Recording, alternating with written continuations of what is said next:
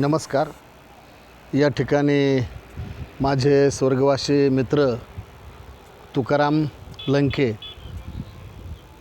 यांची आणि माझी साधारणपणे 23 वर्षाची आमची मैत्री आहे आणि यांची भेट म्हणजे नेहमी निघोजची मळंगदेवीची दसऱ्याची पालखी या ठिकाणीच आमची दोघांची भेट व्हायची.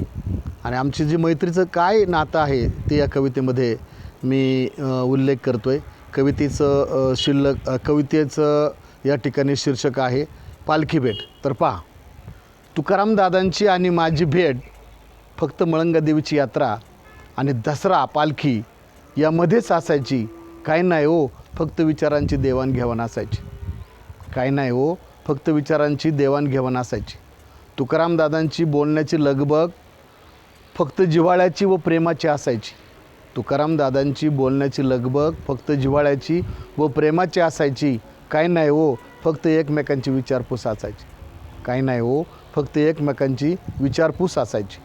तुकाराम दादांची आणि माझी फोनवर क्वचित संवाद यात्रा असायची.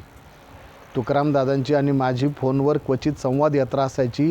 काही नाही हो, फक्त देवीच्या यात्रेची बोलणी असायची. काही नाही हो, फक्त देवीच्या यात्रेची बोलणी असायची. तुकाराम दादांची आणि माझी जीवनपटावरील कहाणी एकदम खरी असायची. तुकाराम दादांची आणि माझी जीवनपटावरील कहाणी एकदम खरी असायची. काही नाही हो, फक्त मुलांची चौकशी असायची.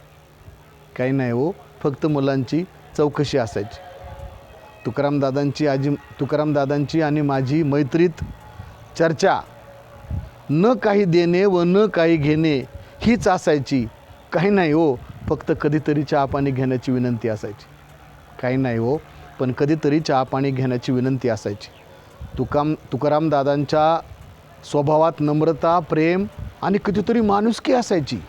तुकाराम दादांच्या स्वभावात नम्रता, प्रेम आणि कितीतरी माणुसकी असायची. काही नाही हो, फक्त त्यांची आणि माझी गळाभेट असायची. काही नाही हो, फक्त त्यांची आणि माझी गळाभेट असायची.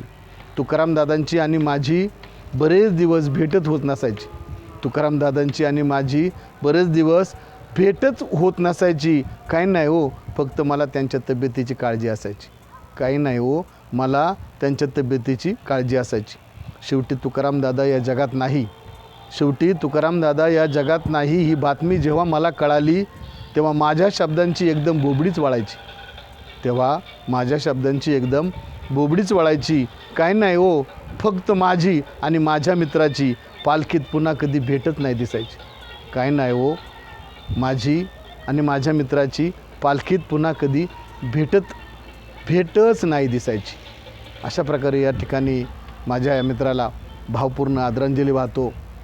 मी या ठिकाणी एक वाक्य नमूद करू इच्छितो की आमच्या गावचे मळंगदेवीचे भक्त ज्ञानेश्वर लंके यांचे हे मोठे भाव आहेत.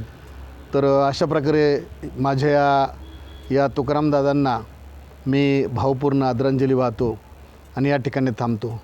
तुम्हाला पालखी भेटी जर कविता आवडली तर नक्कीच दिलबहार चॅनलला लाईक करा, शेअर करा आणि सबस्क्राईब करा.